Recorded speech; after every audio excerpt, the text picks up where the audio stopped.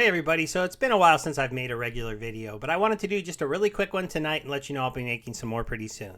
It's the Splinterlands end of season, so let's go ahead and claim my rewards and then go ahead and take a look at the new rewards cards that's coming out pretty soon for the Rift Watchers airdrop, right? Okay, so first we'll log into the Gold Steve account. This is the account that I either need to find more time to play or I have to retire or find a scholar for. So if somebody might want to scholar this account, to let me know, join my Discord, talk to me. It's got level 4 cards. As you can see, I've only got one silver chest on the last season, even though it has level 4 modern cards, including some untamed cards. We got not even one SPS there on the focus, and then we're going to get ourselves about 8 silver chests. Now, again, the hair's not done tonight. I went swimming with the kids. We're just having some fun. Ooh, we got 2 summoner cards. That's kind of cool. And we got 2 copies of the other ones, 3 fire cards there to help the fire team.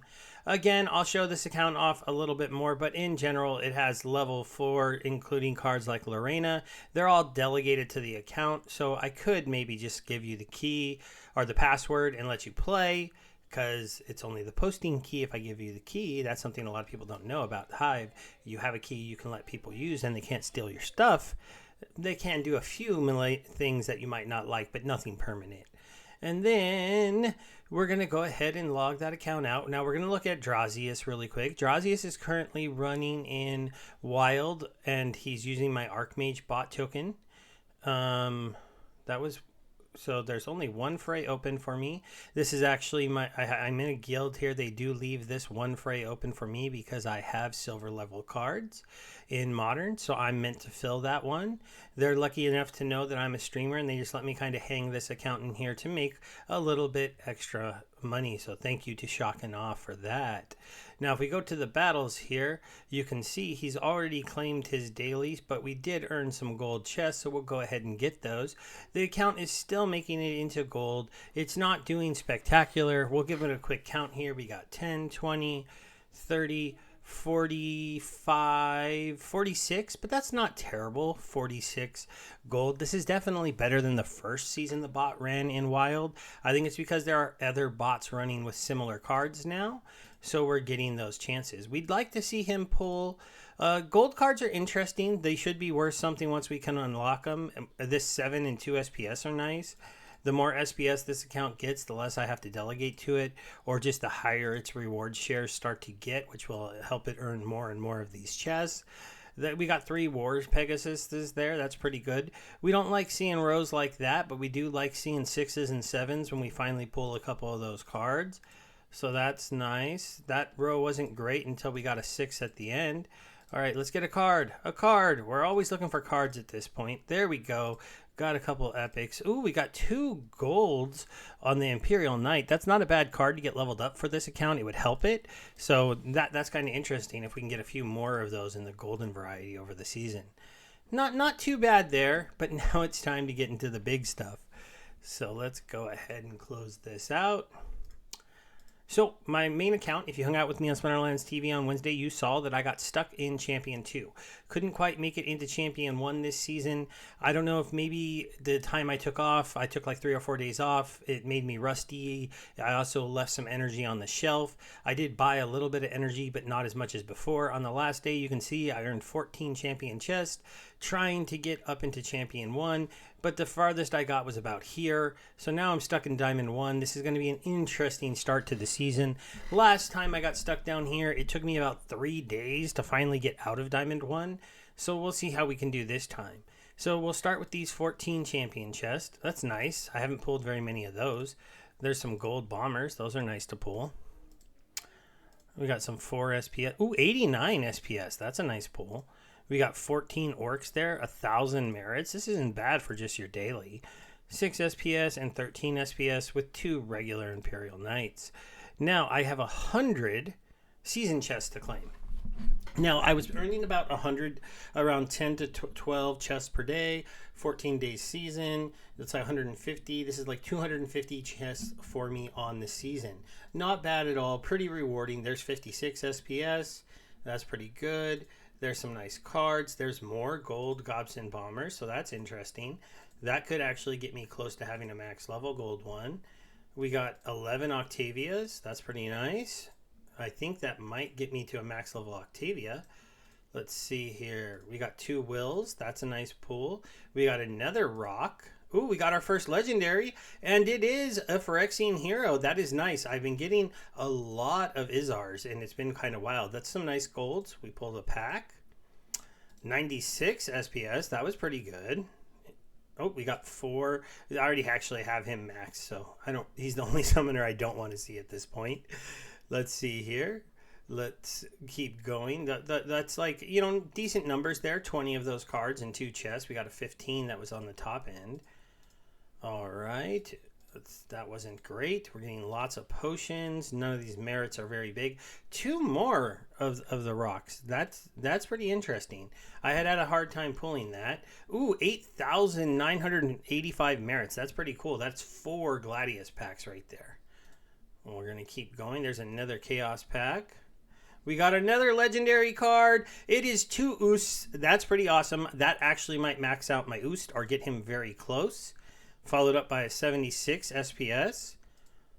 That's not bad at all. Those are both really good. 8 rares. And those are rares that I needed. Those ones are kind of underleveled. That one is way underleveled. So that was pretty awesome to pull 9 of that one. That War Pegasus. Got a 36 SPS. We got a Noah. That's not bad at all. We got 11 of the Wardens. We're still going. Ooh, another 10 on the Magus. Actually, I think I have him maxed. Now that I think about it, I just maxed him a few days ago. Let's see. Ooh, we got some golden Coastal Sentries. That's wonderful. Some Phyrexian Defenders. Ooh, there we go. 6 Helioses, 6,000 merits. That's another 3 packs. We got another Thane. Thane is actually my only maxed out epic, so I'm starting to pull my extra ones. Another gold Gobson Bomber. Let's see. We got some Fungus Flingers. Let's see here. Lots of potions right there. But 15 Swamp Splitters. I actually have him maxed. Ooh, another Noah the Just. Ooh, an Urda Fire. That's nice. Last 5. Can we pull one more legendary card to get 3 in a season's end? No, but we pulled 10 Rob or Lob. I always want to call him Rob for some reason, but it's Lob Lowhand. And then we pull ourselves another epic there with the Clockwork Aid, and we end with some more Octavia Shadow Melds. Overall, that is a very strong end of season. And now let's go ahead and talk about the new Airdrop card that's coming out and look at how much time do we have until this card hits the market. We're just going to do a quick overview of the card at this point. We've got to go over here to gems. We still have a little bit of time here before this one is going to come out. But if we click at airdrops, oh, is he not here yet? Okay, we're going to have to do this a little bit of a different way. Give me 1 second here to go find the card art, and then we'll go over the card. So we're going to go over here to Eye Candy, and then we're going to open the C-Rec. We're going to save that image. Sorry guys, I should have done this before. And then where did I save that to? Probably here, right? Oh, hold on. Let me see where that's saving to. Downloads. Okay. Downloads. C-Rec. Let's bring him over and let's talk about the card. So, C-Rec is a very interesting 11 cost card here with 4 attack, which is pretty decent, 4 armor, 13 health, only 1 speed. He has Bloodlust, Return Fire, Return Magic with a heal and a Self-Amplify. This is a very interesting card. While it is slow to start, it's on a team that can add a lot of speed to it. When you can add a lot of speed to a slow card, that can help overcome that. You can very, very easily see this one being a 3 in most games when it comes to the team speeding him up. But other teams can slow you down or speed themselves up, so he's still going to be on the slower side. However, he reflects damage and then theoretically goes last. So if he can not end up dying, you are going to have the chance for this card to be really effective. He can bounce some damage back in certain modes, and then he can also pick up bloodlust kills for that. So by the time he attacks, sometimes he may have picked up an additional speed and an additional damage. Obviously, what's his biggest weakness? It's magic damage. He doesn't have void armor. The blue team doesn't have a way to give void armor to their team. Bortus could help him a little bit by putting a silence on magic, but not a lot of people have Bortus as he's an untamed summoner, and he's like a 3-cost summoner with an 11-cost card. Those don't always go together because you're going to usually be using C-Rec and higher mana. So who are his definite enemies that you're going to want to avoid? Let's go into the cards, and we'll show you the 2 cards that come to mind right away. So if we go to epics here on the fire team, you've got the Jin Inferni. So you can have the Jin Inferni, who's already going to have a 4 speed. He has a giant killer of 5 with 5 magic damage, and he can be speeded up even more, possibly by the fire team. So he's probably going to get an attack before you can attack. The Shipwreck sitting there with only 13 HP standard, this guy's going to pop him for 10. So then he's just got a combo in with anything that can attack before the C-Rec. Even this little Goblin Fire Mage, that would be a good play against him too because of the Dispel, are going to land really good damages. But if we add in the rares, you can see right here they also have the Jin Apprentice who hits for 4. So there's a couple different cards that would help, take that, just pop him before he ever gets to do anything. Given they are going to have some magic bounce back at them, so with an Amplify, this guy would actually be looking at popping himself as well. So things do get a little interesting with that bounce back. So who is obviously maybe set up to take him out a little bit better? Well, we can go ahead and look at the Earth team. When you go to the Earth team, you might think, well, they're mages, they're not that fast, and you want to look at the more modern stuff, but they do have some interesting mages. They don't have the big giant killers, but they do have some fast mages. You can look at the Regal Parrington. Let's go ahead and click on Chaos Legion and Untamed, so you don't have to look at all my other cards. But even a Kron would attack before him. You do also have the Headhunter who has piercing, so he would do some damage through even all 4 of those armors.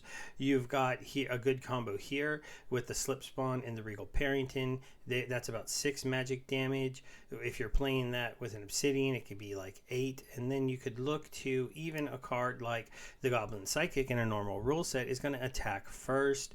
You have other cards like the Mage. And then obviously you can mix in some of the neutral mages that are out there. And technically, even Bilka, since he's a mage, would attack before a melee in a regular rule set.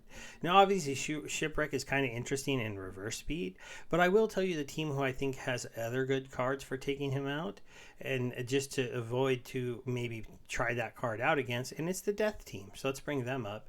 Your main card here that's going to be problematic for you is right here. You got a Giant Killer on a 4 magic attack, which is really, really, powerful. Now with the Affliction bouncing back at him, he could be somebody that pops a little bit early, but with a Mimosa giving him void possibly he can kind of counter that a little bit more. You've got cards like the Venari Bonesmith can dispel any bloodlust he happens to get. If he were to get them before this pops, he can land a poison on him, and while he's getting a reflect, the damage to life isn't too bad, and he leeches. Same thing here with the Darkest Mage. You can land an Affliction on him, but you also have obviously the Revealer who can land a magic attack with a stun, and he's not even going to take any damage back when it bounces back on him.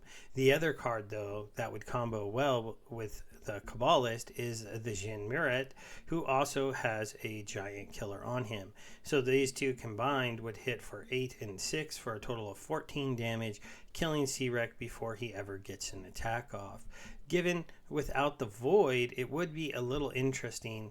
They might need one other magic attacker that can attack to really get him off the board, because he is, a little bit squishy to these mages. So how do you counter that, right? Let's go ahead and talk about how you protect yourself from those cards really quickly. Let's bring up the water team. Most of you should already know this card. It's really a staple within the set at this point, and that is the Wave Brood. So they're going to bring those mages with Giant Killer to take out your Sea Wreck. Well, just pull the damage over here. You got Avoiding Taunting Tank of a card that you can put in the back row. You can obviously play some of the really good triage accounts with them, or the obviously other way to protect him is to play your silence cards. There are a few cards in blue with silence. Oh, let me take Epic off and then go back to just the... Well, we'll add neutral in here, because really, if you're playing him and you're worried because maybe you don't have the Wave Brood, or you're trying to sneak him in on a lower mana, then you use your card right here with a nice triage for himself with a silence. This can also be comboed obviously with the Taunting Tank, or you always, this card, not everybody has it, but you've got the Elven Mystic here with another silence. So you can get 2 silences in using the neutral cards. I don't think blue has another self-silence on their team unless you happen to combo this card with Bortus in kind of a maybe mid-level match where you're trying to get C-Rec really going. All right, guys, we're going to end it there. I hope you had a fun time checking out my rewards and getting my little feel for the C-Rec and the possible, big change it's going to bring to the meta of the game. Bye.